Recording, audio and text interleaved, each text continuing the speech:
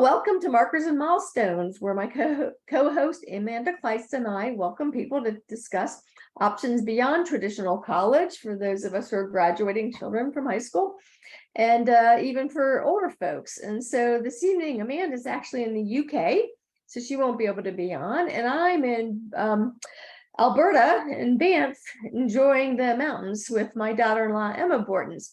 So it's just a real privilege to be here and to enjoy technology and to speak to somebody who's really good at technology, my friend, Anne McClelland, who lives in my neighborhood. So this is probably the farthest we've been from one another when we've ever been speaking. So welcome, Anne.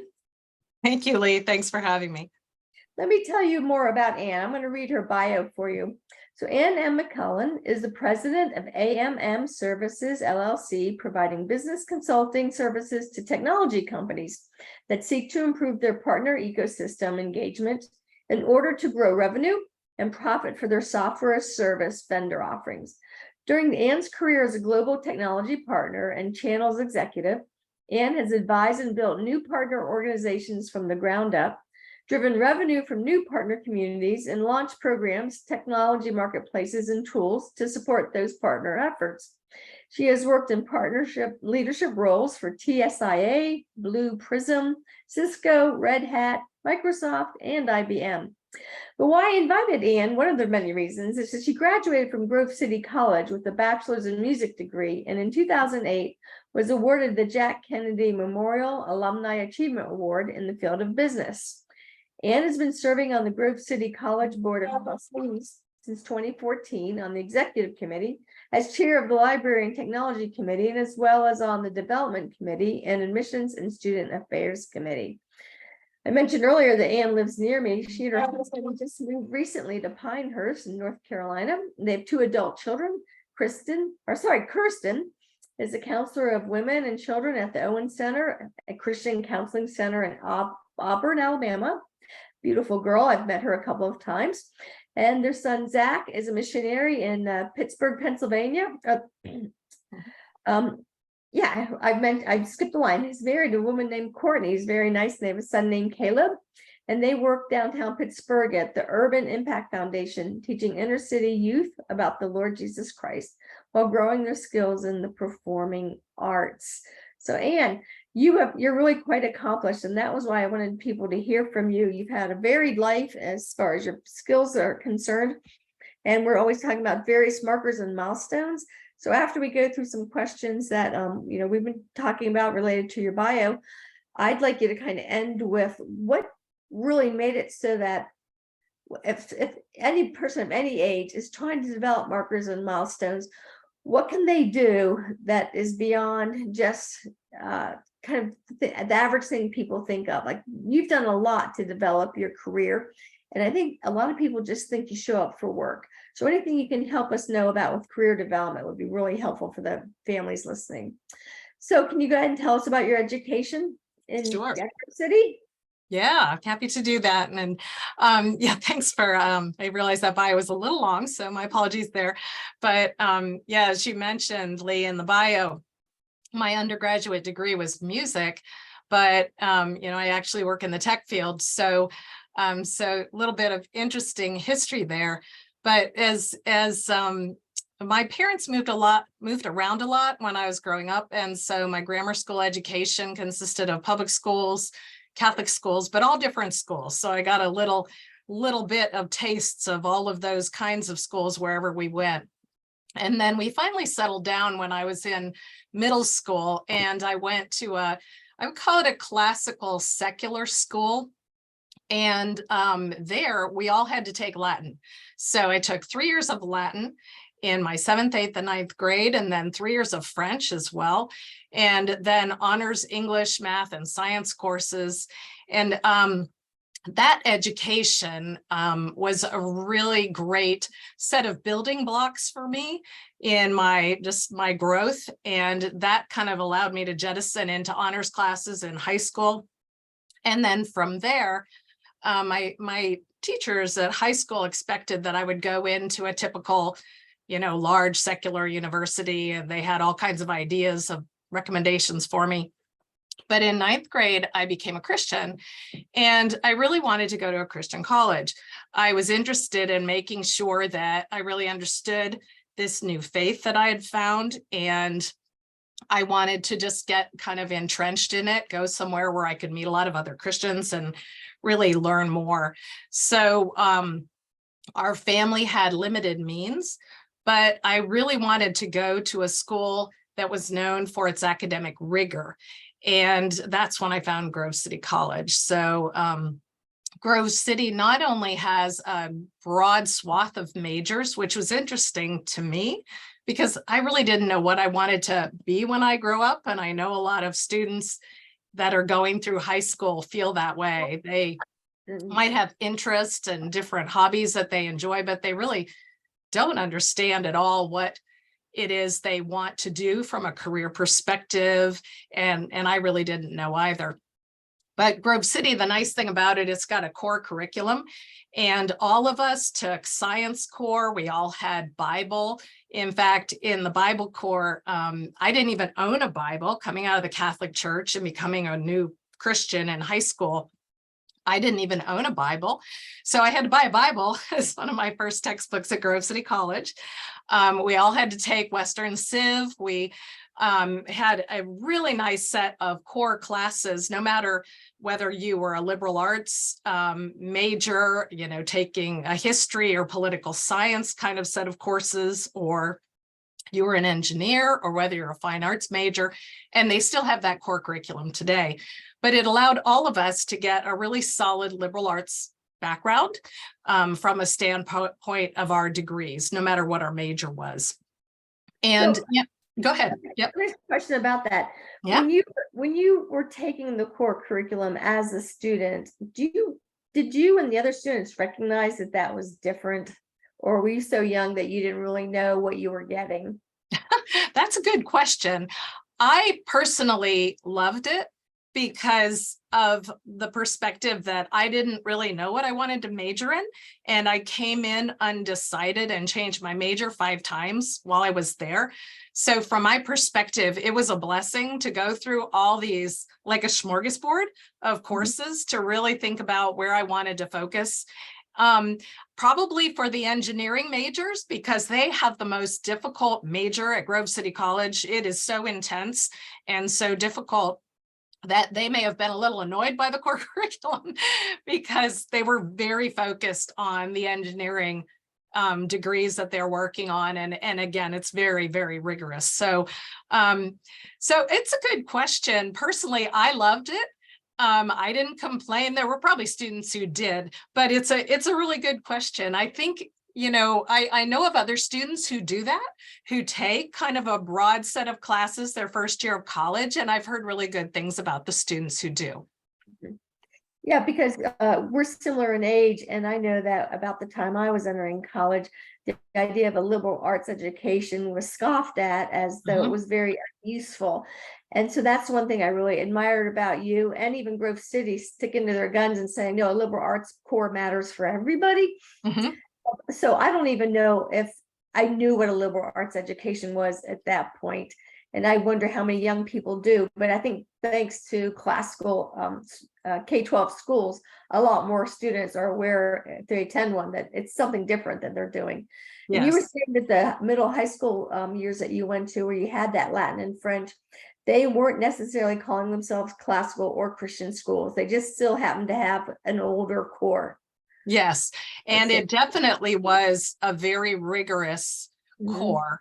And it wasn't, they didn't call themselves classical, but the students that graduated from that middle school that my parents put me in, they all went to, other prestigious schools of higher education. And so it definitely was, I'd call it a prep school, but they included amazing baseline of, the classics, both from a literature, but also all of the great honor science and math courses as well. So that really helped me to just grow in those years versus kind of stay stagnant, which I think other kids can get stagnant in a, typical middle school, high school kind of education. Mhm. Okay, so you're able to have that, a lot of schooling, a lot that actually was education. It sounds like I was schooled a lot, but I wasn't necessarily educated. So you were someone that probably knew how to take advantage of the opportunities given to you. So you said you changed your major 5 times. How and why did you settle on music? Well, that's a great question. So that I loved vocal performance, and I was also in drama. I was in all the musicals that they had on campus. I was in the touring choir and the chapel choir, and I also directed choirs as a club activity. So I was involved in directing a small choir that went around and did Sunday night services for local churches. And so I realized I'm spending all my spare time when I'm not studying in music, and I love music and I love choral work. So I switched my major to vocal performance. I was planning to have an emphasis on music education, and I actually took music ed courses so that I could teach. But because I had changed my major so many times, I didn't have enough time prior to graduation to do what they call practice teaching, the public school. You take a whole semester and you go do practice teaching. I didn't have time for that. So I graduated technically as a vocal performance major, but my plan was always to teach in junior high or high school, direct choral music, give voice lessons, that kind of thing. But that obviously wasn't God's plan for me. And I can tell you all more about how I bridged into computer science, and also how that parlays into things like learning Latin and learning music theory. But one of the biggest lessons that I learned through that whole experience was at Grove City College. I really learned how to learn. That was really one of the most interesting kind of experiences that after the fact I recognized at Grove City. I learned how to learn. And so once I got into the field of computer science, I just had to be open to the fact that I was learning a new language. I was learning new terminology that I hadn't heard before. I was learning how to put things together that I had never understood went together before. But if you've learned those kinds of languages, and even if you've learned music theory, those kinds of theoretical things come easier as you start to mature and realize this is like a language too. I've learned languages already. I can do this. Mhm. Yeah, let me ask you another question before we dig into there. I Sure. know that a lot of a lot of people around 18, 19 years old, their parents and themselves are even asking, what am I going to study? What am I going to do? And somehow it feels really satisfying to families and children when they feel like they have an actual direction. And I think they get perceived as being smarter. And what I've learned over the years is that sometimes a child who doesn't know what they want to do is the smarter one, because they just see everything as an opportunity. Is that how you were? Is that why you studied so many different things? I did, and I still have that. I still see that there are so many opportunities of things, even at my age, that I could do. That it can kind of be a distraction. It's important to pick a direction and aim for it and execute. But it just reminded me, Leigh, of my first roommate at Grove City College. Her name was Cindy. And freshman year, we met right away and got set up in the room. And she said, I'm going to be a teacher when I grow up. That's what my major is. That's what I'm going to be. And wouldn't you guess, sure enough, that's exactly what she did. In fact, I still knew her as an adult because my sister-in-law actually taught at the same school that she taught at. And it was just so funny because I always said to Cindy, I don't know what I'm going to do. And I'm just going to take courses and enjoy being here and see what opens up, what the Lord opens up, what I feel like I'm gifted at, and we'll see where this goes. So two very different people in the same dorm room there. Because another thing that I see happen is there will be students who that they really do know what they want to do, and then after that freshman year or that first Yeah. year of business, they go, Yeah. no, Oh, yeah. that's what I wanted to do as a child. As an adult, I want something else. And so I think this is really the benefit of a liberal arts education and knowing the grammar of any subject, because then you're just always able to go do whatever's next. Yeah. Appreciate your insight on that. So go ahead and tell us, how did that then So for music and this classical background and this love of everything, how did you land a job at IBM? And you referred to it earlier about how all the new technology was a language to you too. So Mhm. first tell us specifically, how did you get into technology? And let's talk about what technology is afterwards. Sure. Yeah. And it's interesting. So, um, so my husband and I got married fresh out of college. That was kind of the thing all the Grovers did back then. And I think most of them still do. So, so we got married, and then he was heading to seminary up in New England. So he went to Gordon Conwell Theological Seminary in South Hamilton. And I needed to find a job because he was going to school full time. So that was, something I had to focus on right away. And back in the day, when we were kids and when you were kids, we had to, like, literally, I put on my skirted suit and my high heels and pounded the pavement. So I would take the subway to downtown Boston, walk all around, put my applications and resumes in everywhere that I went. And, as you can imagine, a music major, and I did have a lot of work experience. I had worked 2 jobs throughout all the summers growing up, ever since I could start working. But I had a lot of experience as a secretary. So of course, that's what everyone wanted to plug me into, was being a secretary. But I didn't have any professional experience beyond that. So I wasn't really the ideal candidate for anybody to take what you'd call a professional role at a company. But Tim and I, we had a local, he wasn't local, I guess, technically they lived in Connecticut. We were in the Boston area. He had a cousin in the Connecticut area. So Tim and I would go visit him and his wife, and he worked at IBM. And he said, Anne, you're really smart and you understand how to ask questions and you can talk to people and you can problem solve. You should be a systems engineer.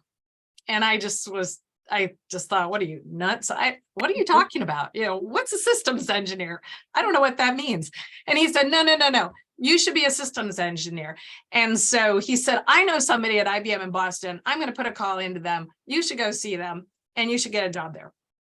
I was like, okay, I'm up for anything, so, and I would, just chalk this up to my persistence and also God's providence. I started literally after we got home from that weekend, that Monday, off I went to try to find this person that cousin Brooks knew and try to meet with him. Of course, they wouldn't let me meet with him. They sent me to Central Employment, fill out an application. The next day I was back after that, said, I filled out the application. I can meet with this guy. Anyway, the back and forth went about 2 weeks. They finally plugged me into the lady who was doing all the interviews for the new college hires. And she was super sweet. We had multiple calls on the phone, and she just really could not get her head around, even considering hiring me. But she said, we'll bring you in. It'll be a good experience for you. You can see what it's like at IBM. It'll be just a great opportunity to have you come to the office. I was like, fantastic, so I got in there and interviewed, and there were multiple college graduates interviewing at the same time. And I remember one of the worst interviews. I was in this one gentleman's office. He got up, he folded his arms, he stood there and stared at the window, and he said, I have 2 computer science majors from Boston College outside that door. Why on earth should I hire you? And that was like, it was a crazy day. And I have no idea what I said when I answered all the questions, but she put a problem set in front of me of a real customer environment.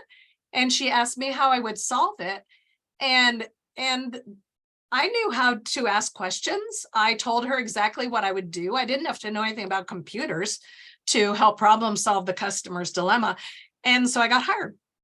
And once I got hired and was in the system, then we went to training at IBM at the time. And it's probably a lot less now than it was then, but it was like getting a master's degree in IT. They sent us to Dallas, Texas, and to Atlanta. So depending on which office you were in, you were sent off to school, and we would go in 4-week and 3-week increments back and forth to Dallas and then back home and back again. And each of these classes built upon themselves. And I'll tell you what, Leigh, you know, one of the blessings was, first of all, I knew that I knew nothing. So I came in knowing I was a blank slate. I needed to be a sponge. I needed to learn everything that I could possibly learn. Every night after class, I'd come home, I'd pop my frozen dinner in the microwave. I would study, I would read, I would get ready for the exams, and I aced all the classes. But many of my peers partied because they came in as computer science majors. They thought they knew everything they needed to know. So they were out partying, drinking. I was back at the apartment studying. I passed the classes with flying colors, and many of my friends from those early days failed and they were fired from IBM. And the thing I realized, you know, the Lord has built amazing minds in human beings. And if I decided I wanted to learn these hard concepts, I can do it. I can put my mind to it, just like I could learn Latin, just like I could learn French, just like I could learn music theory. So, you know, I think it is really all about that diligence, that persistence that students learn when they're good students in school, and then just really being open, being very open to trying to grasp more theoretical concepts that aren't tangible. It's not something you can physically hold, and really make sense of those theoretical concepts to be able to understand, in my case, how computer software works, how software of one company could talk with software from another company, how the hardware components work with the software, and all of those kinds of things that we were taught. So it was an amazing experience. I thank the Lord for it as I look back on it, because this lady took a risk on me. She hired me, and I've been in the tech industry for 40 years this year, believe it or not. So I have two questions that are practical for the audience that we have. The one is, you talked about pounding the pavement and going in and talking to these people, whether they were calling you back or not, that you took that initiative. So that probably feels hard and foreign to somebody who thinks you just go to LinkedIn or Monster, get a job. So in the 40 years you have been doing this, I know that you hire a lot of people and you work with a lot of different young folks, bringing them in, as well as all these partnerships. What do you see is the difference now between those of us who didn't have the internet and had to find employment and the ones today? Or do they understand the hard work it takes? Or that's a great question, Leigh. And you know, although you do have LinkedIn is a great tool, that's one of the, you know, I think personally, one of the best tools, especially if you can afford to get the premium subscription. You can actually be given matches that fit to you, and you can also see how many people have applied for a job. You can see where you stack rank relative to your skills. So there are great tools out there to utilize, but the thing that you have to realize, and this is a great question, because as a hiring manager, when we put a job out there, whether it's on LinkedIn or gets populated to other sites, like you mentioned, Monster or Indeed, or you pick your favorite site, the problem that we have as hiring managers is we will get back hundreds of resumes. And so what ends up happening is your resume, your individual resume, gets put through, typically at any company with any sort of advanced HR processes, your resume goes through an automation process where I'll call it a software robot. And I worked in that field when I worked for Blue Prism.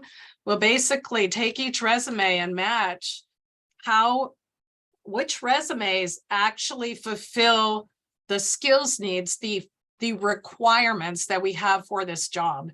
And then those resumes will be filtered out into a separate bulk of resumes that will then get, and it depends on the individual company. I know for me, when I've been hiring, I would typically have an HR leader go through that next set of resumes.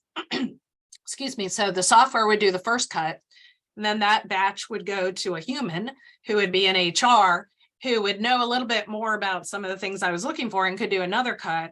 And then that individual might tee up to me, the hiring executive, 20 resumes. So if you're going to rely on all of those wonderful tools out there on the internet, realize you're going into this massive machine.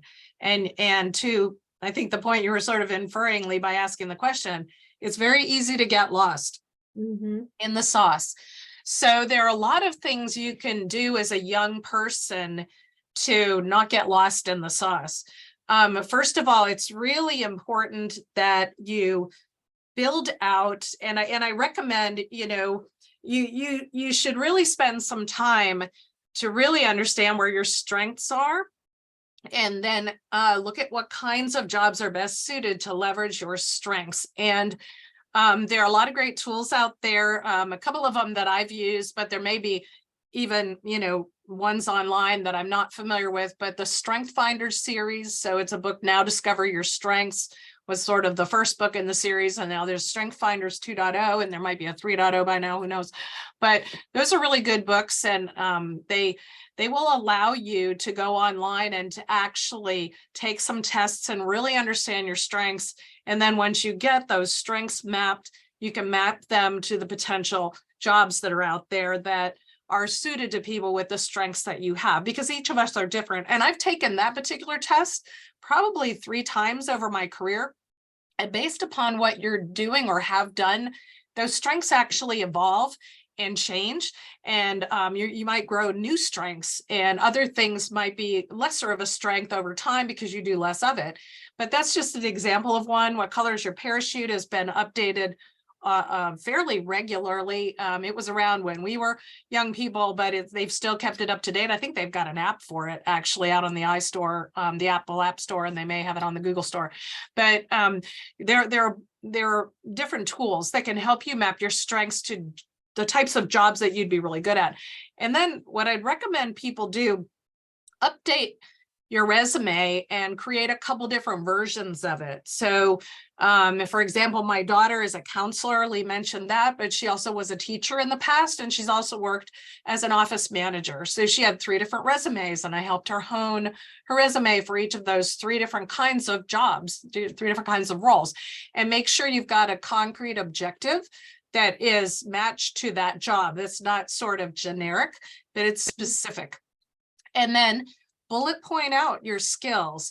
Make sure that you're really thinking about any leadership experiences you've had. And as young people, you've had lots of leadership experiences. You may not think of it as that, but maybe you were the team lead in your baseball team, or you were the captain of the baseball team, or you were a team lead on a project in your high school or in your classical conversations group. Or maybe you worked at a nonprofit and you volunteered and you were a leader to pull together a very creative project that really helped the nonprofit. So, or your church. So really think through all the things you've done and tease out leadership experiences, tease out other skills that you've gotten, that you've absorbed through those experiences, and put those on your resume. Make sure you call out accomplishments, make sure you call out skills, and make sure you call out really your core competencies. But it is, and then finally, the last thing I would say, just to kind of put a fine point on it, that the machines will do the work and they'll discard you from the pile easier than they will find you. And so the way you get found is by building relationships. So if you, let's say you wanted to go work, I'll just pick a company at IBM, who will, they supposedly are. I couldn't actually find the reference on the website today because I was hoping actually to find it so I could reference it. But I believe I have heard that they are hiring folks who don't have college degrees, that they're open to a broad swath of folks to come in and work in their company. But let's say you want to go work for them. Make sure on LinkedIn you're connected to all of your friends' parents and all of the folks in your church that are adults that you know, because what you'll probably find out, and the people who are parents within your classical conversations group, what you're probably going to find out is that somebody in your sphere works at IBM or used to work at IBM, and they can potentially help you. They could potentially connect you up, and they potentially could introduce you. And it might be an e-introduction online through LinkedIn, or it might be that they can arrange a coffee or a lunch with somebody. And, people, I know sometimes young people will say, well, I don't want to take advantage of people or whatever. It's not that to us as adults. We see it as a way to help you and to mentor you and to coach you. So don't see it as something that is negative or that's like pulling a favor. Realize that we as adults love to help young people. And so, leverage your network, leverage your community to get your face in front of people who can really help you, because that's the way you get above the resume machine. And I'll tell you, that's key to landing the job you want. Sorry, that was kind of long, but I hope. No, that wasn't long, and we weren't really necessarily going to go there, but I realized before you began that last segment was that that is something that is super interesting to this audience we have now, is the hiring practice. I know that two things happen with Classical Conversations. One, we use some of that software for the 60+ resumes we get per job offer. And I've had my own family members booted out because of a skill. And I was like, okay, so the machine's going to make mistakes. And I had to call in and go, no, this person is going to work with me. I want them to. Is one thing. And then another one was I had a son who, he's just of this generation. And at one point he was trying to find a local job because we had told him he couldn't work at CC that year. He had to go find something else. It was time for him to, stretch his wings. And after 2 days of LinkedIn and phone calls and emails, he didn't have a job. And so after the 2 days, I said to him, do you have a job yet? He was like, no. And he told me what he did. And I said, you will leave my house and you may not return into it and have a single meal until you've knocked on doors, handed your resume to men, shook them in the eye, helped women open doors. You go find an employee and look them in the eye and you will get hired.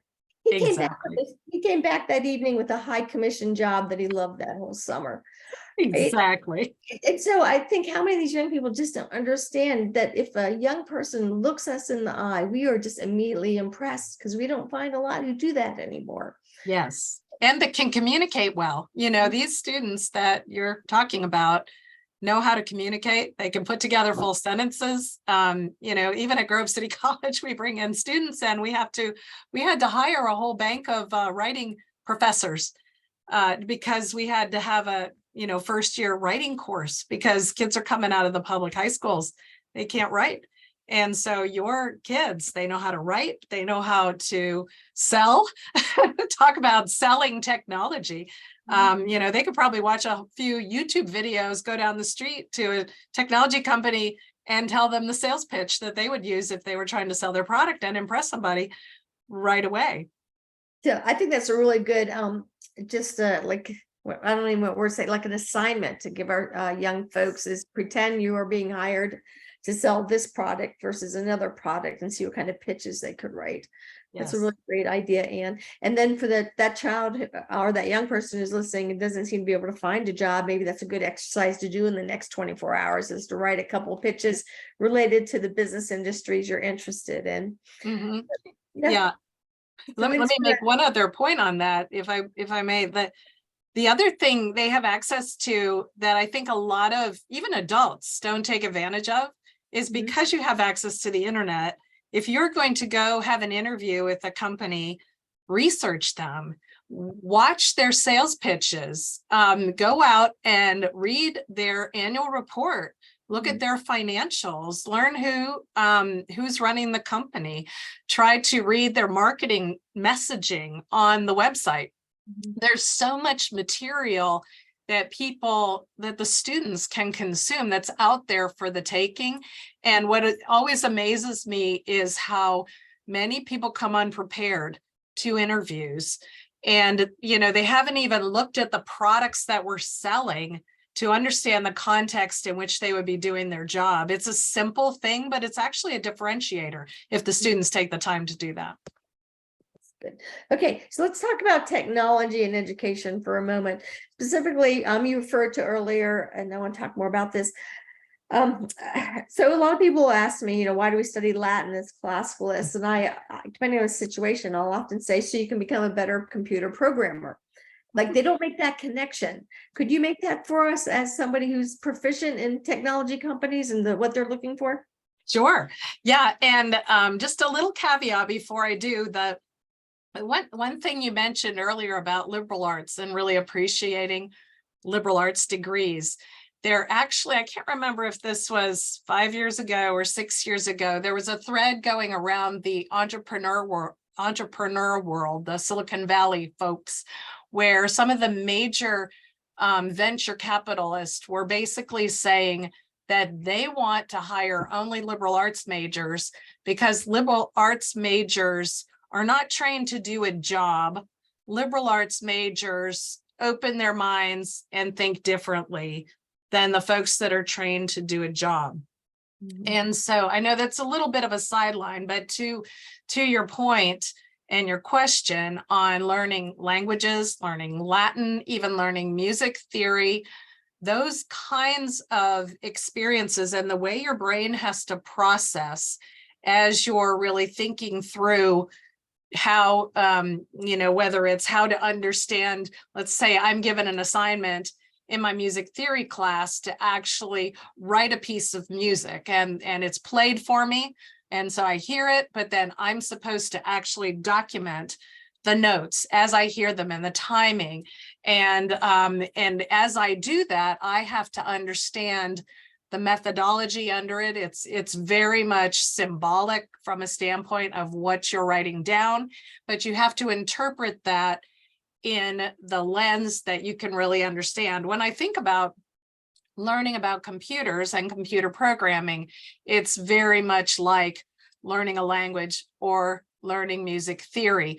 And all the languages are slightly different. And as the languages of computers have evolved over the years, the first language I learned was something called hex. And it was ones and zeros, just ones and zeros in orders, kind of like Morse code. Think of that kind of thing. But what you could build with these patterns of ones and zeros, you could talk to a computer. It really was the language of the computer back then. And then those languages have evolved. And so as the languages have evolved, it's important that then these young people just learn the language of the day. And as you do, it becomes easier and easier because you kind of get the kind of similar to learning music or learning Latin or learning another Romance language. After you've learned Latin, you've got the basics, and now you can just build upon that and learn Spanish and French. And it just really helps you to kind of think through how this must operate because I learned those basics. But, the other thing that you can do if you're a liberal arts major, also, I think it's easier because so many young people, unfortunately, are educated for a trade. They're educated for something very, very specific. And that's not a bad thing if you know exactly what you want to do. But if, like you were talking about, if you've changed your mind, if you started doing it for a year and say, wow, I really don't like this, this isn't what I hoped I'd be doing the rest of my life, then you could be kind of stuck. But these liberal arts majors can really transition and really see the concepts within other job opportunities, other industries within business. And even if you're in computers and you start learning how computers work, the thing that then you're able to do is take that to the next level where you start to understand how can computers solve business problems in the banking industry? How can computers solve problems in the retail industry? How could computers solve problems in the manufacturing industry? So as a liberal arts major, you can start to expand from just understanding computers to starting to look at, all right, how does manufacturing really work? I've never actually worked in a manufacturing site, but because I can understand enough of the concepts of manufacturing and go visit manufacturing sites and look at how the computers could operate to make things more efficient, more effective, less error prone, you then, again, you're just expanding to new concepts that are adjacent to something that you've learned as a core. So I hope that's a helpful answer. Yeah, no, it is, and while you're talking, you made me think about how when your cousin told you should be a systems engineer. Recently, when I've been talking about our new math curriculum we have out, as well as what's the quadrivium and what does the classical arts provide for you, I realized I needed to start telling people that I went into engineering not because I was any good at math. I wasn't. It was because I loved order and organization. And I think that's what they saw within you. And so, like, would you call yourself now a systems engineer? And so define that, or what would you call yourself after all these years of technology and the variety of things you've done? Yeah, that's a great question. And that's what I was hired to do. And I did that for the first probably 4 years of my career. And then I've had lots of different jobs in tech. So I've had jobs, I've run the sales teams, I have led development teams, so programmers myself, but I haven't had to code for a job. I have done coding in all of the testing that I did, and that was the building blocks of what I learned in order to be a systems engineer and solve problems. But after that, I didn't have to code. And I like to tell people, especially young women, because young women think technology, oh, it's boring. You're in front of a computer all day and coding. And my response is no, I'm talking to people all day long. I'm solving their problems. It's more about their business and what is it they want to do that they can't do, and how can we help them do it? And one of the things that I've been fortunate enough to get an opportunity to do, and again, it's because I can connect dots. I can connect dots between, say, your technology, Leigh, and like Amanda's technology, if she were on the call.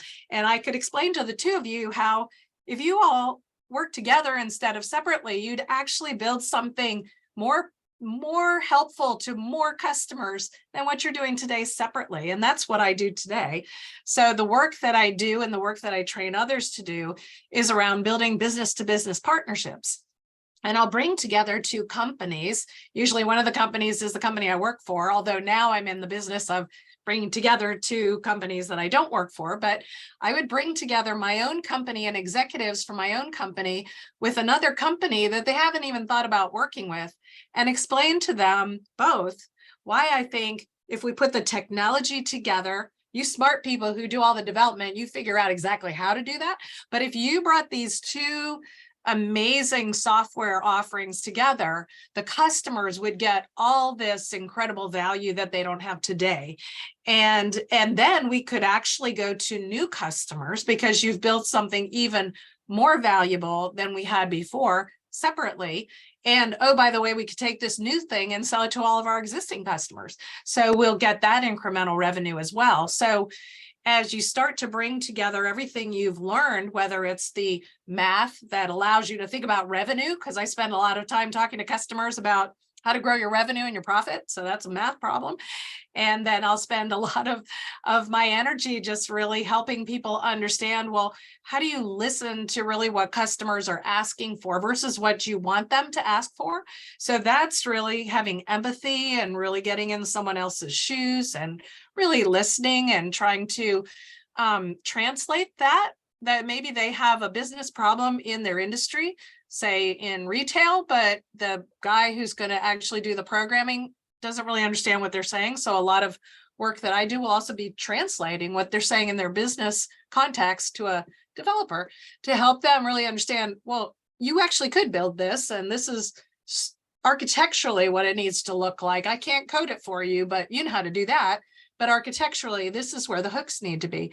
So, it's interesting because for me, it's super exciting because you're bringing people together to grow more value for the industry and more value for customers.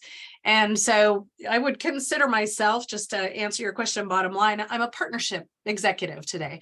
I used to build the partnerships myself and help companies grow incremental revenue from like zero to tens of millions of dollars per year in subscription revenue. And now I help other companies do that. So now I coach people on how to build incremental revenue through business to business partnerships. So, but it was a long journey and evolution and a lot of fun. Yeah. So, believe it or not, we're out of time, and we didn't even get to all the other questions that I had for you. So we'll have you back and talk more specifically about college opportunities and kind of what's going on in the college system. But I want to end this conversation here because it was just, it took a good turn. There's a lot of people that you just are so single-minded or don't even know what to do. And what you just project so very well is that just keep looking and keep asking. And, sometimes you do know at 17, 18 what you're going to do. And sometimes you're 28 and sometimes you're 50. Yeah. So just encouragement that you've given, and the fact that you made engineering and technology sound so very interesting. Right, because me too. I wish more young women would get into those Yeah. fields. They're a lot more flexible to work from home on or to work Yes. part-time. And as consultants, you can go in and do projects for like a 6-month period rather than for 6 years. And there's just a lot more flexibility. So thank you for modeling that for us. And I hope to have you back on soon. That sounds great. And thanks so much. I appreciate it. Good luck, everyone. Bye. Thanks, Anne. Take care.